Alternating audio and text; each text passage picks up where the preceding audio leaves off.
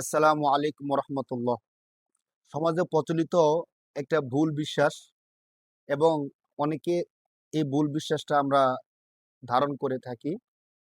অনেক ওয়াজ মাহফিলের মধ্যে আমরা অনেক বক্তাকে বলতে শুনি যে রসুল সাল্লাল্লাহু আলাইহি সাল্লামের গুরুত্ব বলতে গিয়ে তিনি হাদিস হিসাবে বলে যে রসুল সাল্লাল্লাহু আলাইহি সাল্লাম বলছেন, আনা মিন নূরিল্লাহ ওয়া কুল্লু শাইইন মিন নূরি। অর্থাৎ আল্লাহ রসুল বলেন যে আমি হলাম আল্লাহর নূর থেকে সৃষ্টি, আর সব কিছু হলো আমার নূর থেকে সৃষ্টি। মানে রসুলের ফজিলত বলতে গিয়ে এই কথাটা হাদিস হিসেবে বলে, অথচ হাদিসে এর কোনো দলিল প্রমাণ কোথাও নেই। মুহাদ্দিসিন কেরামগণ বলছেন এটা সম্পূর্ণ জাল এবং মিথ্যা বানোয়াট। আব্দুল মালেক দামাত বারকাতুহুম এর এসব হাদিস নয়। এই কিতাবের 192 নম্বর পৃষ্ঠা খুললে আপনি আরো এমন অনেক বিষয় পাবেন। তো যেহেতু এগুলো হাদিস না, রাসূল সাল্লাল্লাহু আলাইহি ওয়াসাল্লাম থেকে প্রমাণিত না, অতএব এমন বিশ্বাস করা থেকে এবং এগুলো বলা থেকে আমরা সবাই বিরত থাকবো ইনশাআল্লাহ। আসসালামু আলাইকুম।